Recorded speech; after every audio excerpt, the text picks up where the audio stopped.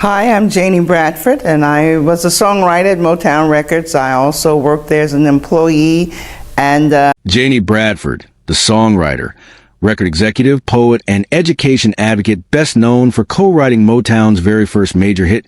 Money.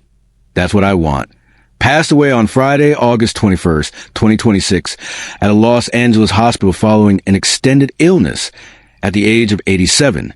With her passing coming just months after her induction into the Women's Songwriters Hall of Fame, a fitting final honor for a career that helped lay the foundation of one of the most influential record labels in American music history. Born on June 2nd, 1939, in Charleston, Missouri, Bradford later moved to Detroit to live with her sister, Clea Ethel, herself a Detroit area singer, and it was in that city that her life would change forever when she was introduced in the late 1950s, to Motown founder Berry Gordy by her neighbor and friend, the singer Jackie Wilson, who at the time had recorded the Gordy-penned hit Reet Petite.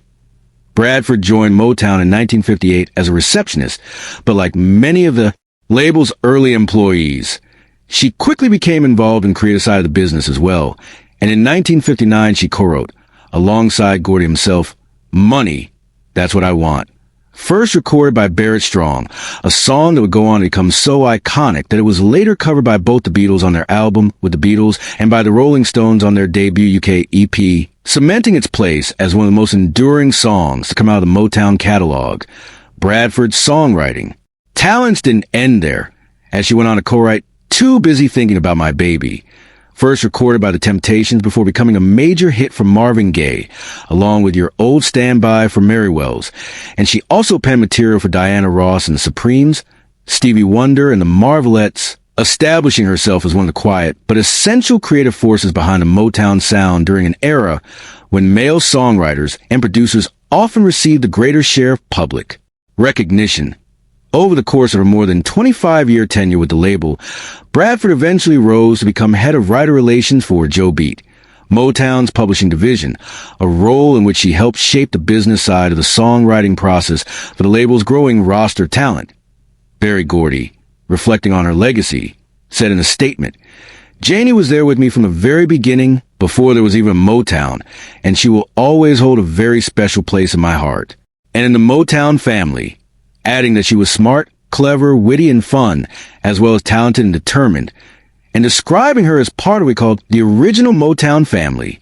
the unsung heroes who believed in the dream before anyone knew what Motown would become. Bradford's generosity extended well beyond her songwriting career, as in 1990 she founded the annual Heroes and Legends Awards, a Hollywood ceremony honoring entertainers, athletes, and industry executives who use their platforms to give back, with the event also raising funds for performing arts scholarships for young people pursuing their dreams. She remained a devoted supporter of the Motown Museum throughout her later years, frequently attending exhibit openings, galas, and celebrations, and serving as a mentor to younger generations of artists and songwriters, with the museum honoring her memory by stating that it continues to celebrate and honor Janie Bradford